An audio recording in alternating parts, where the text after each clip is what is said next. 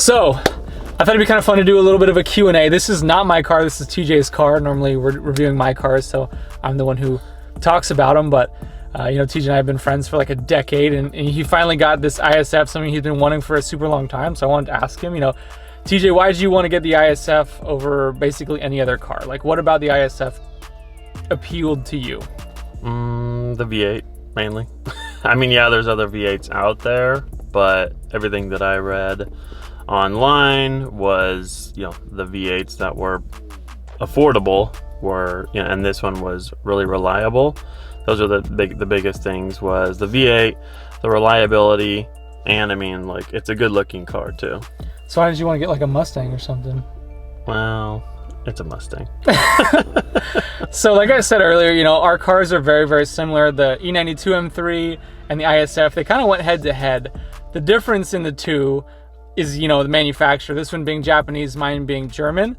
Germans make an incredible machine, but they are not cheap to maintain. And you have to do a lot of preventative maintenance. For something like this, I mean, you can go 200,000 miles on like majority of the original parts, just doing regular maintenance, spark plugs, you know, tires, brakes, those kinds of things. So that would be a big appeal for me.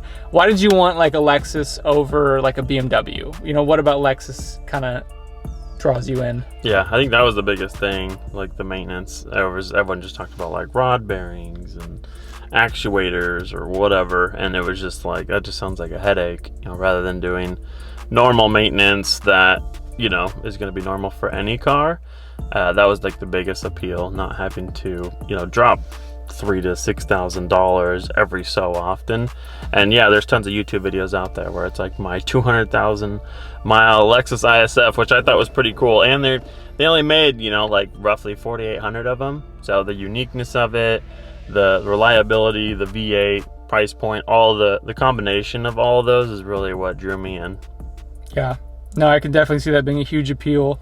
So now that you've had it, you've had the car for about a month now.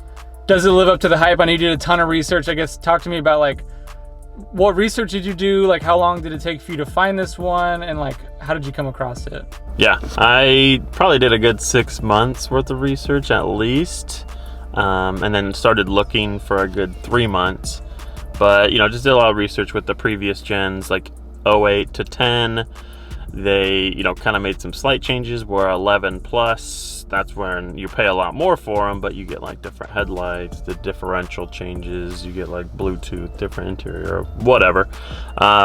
So this one's an 08, and I mean, that's majority of them out there, but luckily it was only up in Tacoma, about a 2-hour drive north from us here in Washington, so I couldn't complain with that. I didn't have to buy a plane ticket down to California, Texas, have to ship it, whatever.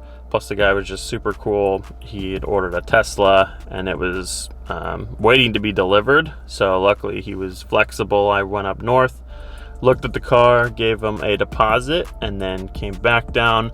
We closed on our house, and then I was able to go back up north and purchase it in full. So yeah, it was a good experience. Luckily, I think I really lucked out with the buyer, because not a lot of people were willing to, you know, accept a deposit, especially being further away.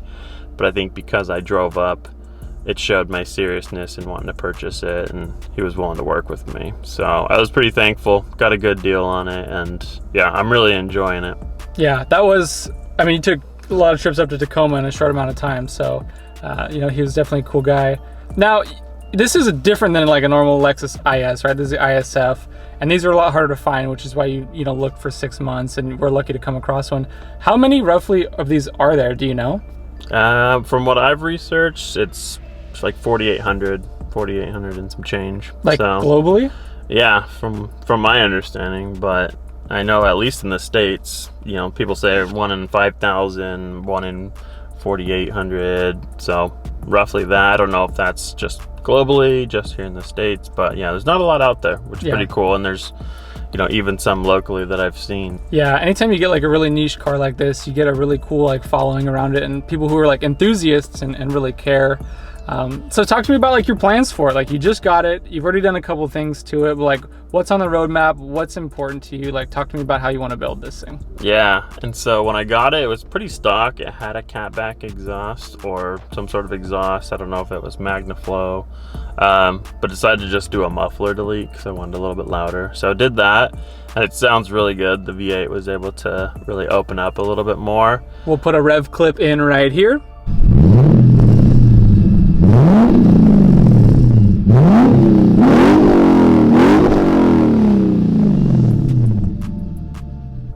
Yeah, so as you can tell, it sounds really good. And then I did just the VLAN tail lights.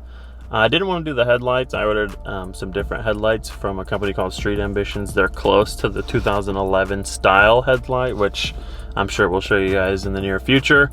And then I lucked out and got a diffuser for pretty cheap. So Harley and I are actually gonna wrap it in carbon fiber. So we'll see how that goes. Do a little carbon fiber diffuser, gonna put a front lip on. We've never wrapped anything before in our life. Should be interesting. And then definitely some wheels, suspension, maybe wrap the roof too, and like a matching carbon fiber. Honestly, nothing too crazy. I mean, it's good how it is. Eventually, maybe headers and a tune down the road, but it's plenty fast for me. So I'm pretty thankful to have found this one. Anyways, TJ, thank you so much, man. Like, congrats on the ride. Like, thanks for sharing your story on it. Like, I'm excited that, you know, you got the car you've been looking for a long time. We're going to build it up. We're going to make it something super cool. Make it one of a kind. Take you guys along for the journey. All right. Cue to a few more clips of the car, and then we'll wrap it up.